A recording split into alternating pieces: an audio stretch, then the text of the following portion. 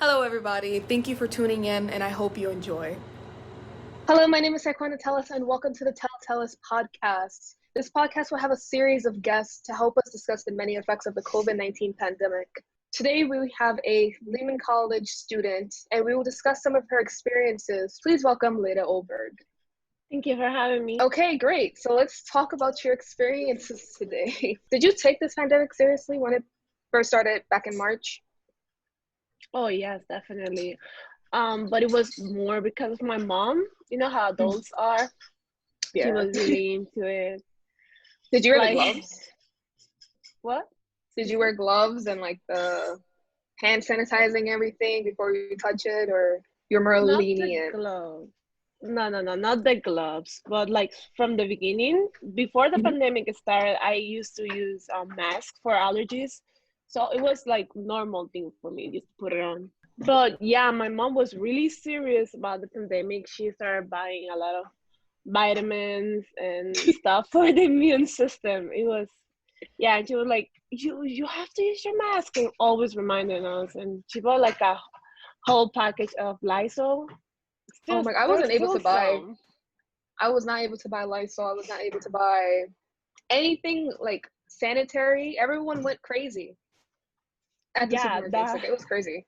That was it a was moment. indeed crazy. That's why she was like, this is gonna get worse. So she started buying stuff way before it, like everything crashed down. So she was one of those people that was hoarding stuff. No, not really, not really.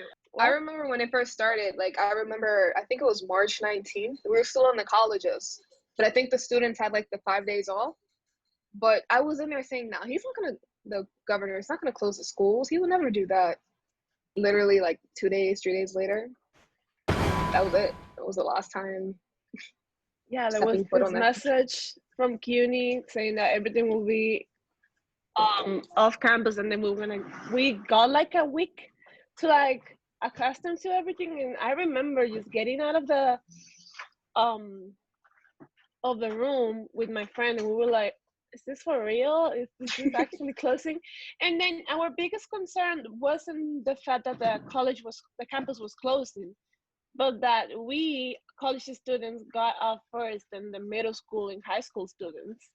Right, right. I don't know why they did it like that. That was so weird. Like, we are Because adults, they are the kids. They should be getting off first. right. And plus the colleges, they can easily just switch to online. Most of the courses are online anyway, so why not focus on the little kids? Exactly.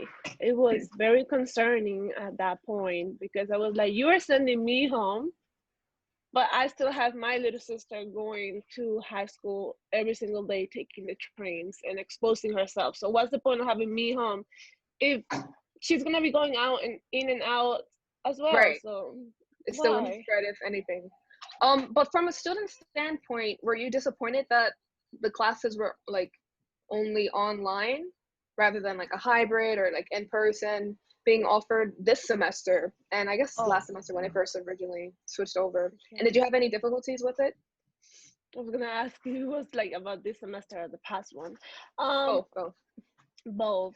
So last semester there was no time for no disappointment. We were just getting whatever it was as long as we, got the credit for the semester. Right. So there is not such thing as disappointment from last semester. I'm just glad that that's over. But for Right. this semester, I am disappointed. Disappointed. I am not an online um person at all. I don't like taking online courses. It feels horrible.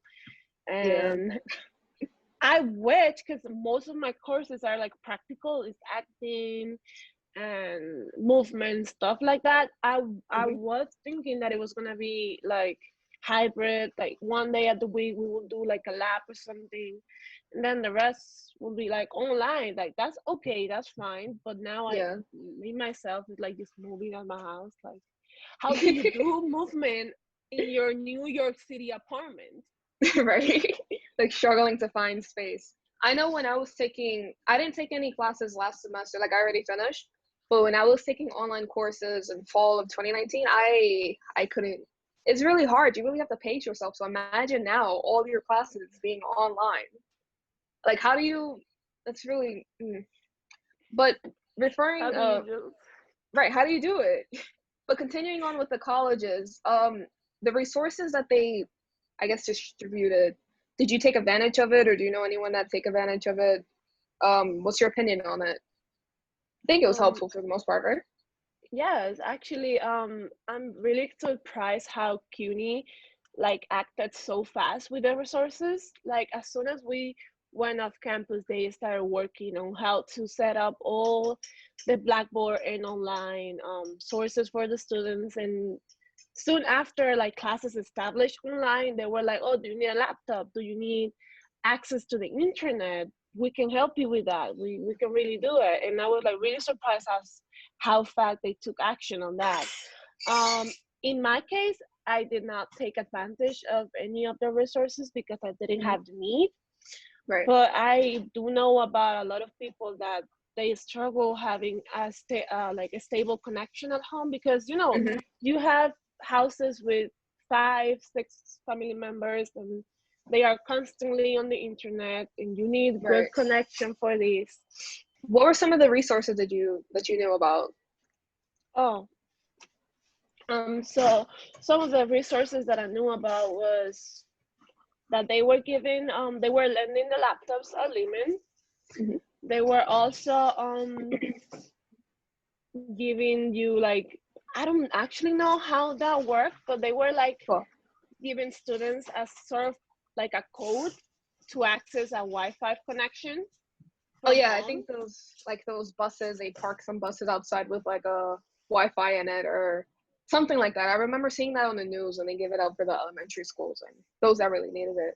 So I think that's probably what they did. Yes. I guess that's the only explanation, like thing I can think of that will make sense. Like how? Definitely, I didn't know any about it, and since I didn't have that problem with the internet, then I didn't actually like Right. go But into like deep into it. yeah, I was saying like I noticed that the Wi-Fi over here, because everyone's home, the Wi-Fi just slowed down a lot. Like every few minutes I'll disconnect from the Wi-Fi for some reason. And plus Optimum is trash anyway. So imagine it being more trashier because of the the everyone being home. But moving on to the next question. How did you deal with the quarantine? I know we're still in quarantine technically, although it's reopening, but how did you deal with that when it first began to now? So when it first began, I myself thought that I was gonna be okay because I like being at home. I'm Hmm. not that much of a like going out person. Same. However, after being like 2 months inside the house without going out, I was like, you know what? This is kind of trash. Like time didn't feel the same. Like what was time anymore? Like you're Like you going really crazy didn't and know. Yeah, the other day I went to my friend's house and I was like, "Oh, how did you do during the quarantine?" to her Mhm. parents. And then they were like, "Oh, we were just going to bed like at 3 a.m. because it was not even worth it to like Oh wake up my god. early to do what?" And then I was like, oh, "I feel you. I I definitely mean, feel you yeah, because they have a point. They have a point with that. I still have to go out every day because of my dog, so I guess I didn't. I was still on schedule, and then I was able to work from home as well. But were you able to find? How did you, based off what you just told me, how are you able to find any motivation to stay like productive and active if you're in there for like that long? No air. motivation. So my motivation was actually my younger brother. He right now he's currently away from college because the private college do get the students back, Hmm. I imagine. But yeah, because he is a volleyball player, he wanted to stay active while he was at home. So Right. I just took the chance and be like, oh, can I do it with you? Because even though I don't like doing sports that much, and I prefer going to the gym. We don't have gym anymore during quarantine, so we're like, can you like coach me, or Right. help me out? And he was like, okay, sure, I'll do it with you, and that helped me. Okay. Yeah, I guess That that's was the most like productive way to, like the most easiest way, just playing sports with the family or stretching or yoga. But um so you know how we're in the computer age, social media age. Do you think that played a big role and helping the population around us, New York City or just the population in general, stay informed or misinformed during the pandemic? Because I know there's a lot of fake news, a lot of hype. So what do you think about that?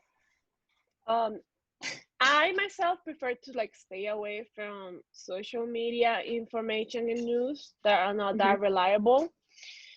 In my case, I didn't get that much affected by misleading information and stuff like that, because if anything, I would just check like sources that I knew that were reliable. But I knew about, like, my mom, for example, if she sees anything on the internet, at least she will question it, but she will have it on her mind, even though it's not like reliable. She will like, Right. oh, maybe this has some truth to it, so I have to like investigate on it. And Right. but she will be Dig like deep. constantly, how parents are. They are Yeah. constantly looking out while we are not. But yeah, I think that social media and the internet platform play a huge role in what was staying communicated among people and how the information rely, because sometimes like social media is even faster than the news. Yeah, definitely. Like Twitter is like real time reporting for the And most then part. you don't even, you start questioning if you should like pay more attention to the news or to just go into social media and get it over with. I personally like to use social media like for real time like updates, and I feel like it's more accurate, you should say, I guess, because the news, I feel like the news is more of a propaganda. Like they want you to be scared, they want you to feel some type of way. So that's why I stick to Twitter news, or not Instagram that much, but mainly Twitter. Well, Actually, yes. I remember every time like I watched the news, they would be like with this serious face and making everything even more scary than it was. And I'm like, right, what? right. Like Fox News, News 12, the Bronx, they're always just hyping it up so much when you're like, do I even want to watch this? Like, why are you showing me this on the news? Like, Yeah. and Like then on what? Twitter, at least from Twitter, you have like real life experiences from different people based off like how they've been dealing with the whole COVID-19, or how other people's opinions pretty much. And you can just tie into it and make your own opinion from there. But do you use Twitter? No, I do not. You don't. I think you should get into Twitter. It has it's good for like staying informed for the most part. Okay, unfortunately, that is all the time we have today. I want to thank you for sharing with us your side of the story of the whole pandemic that's still ongoing. Yes, thank you very much for having me here. No problem. Tune in next time for our next episode with another special guest. Until then, stay safe and be well. Bye.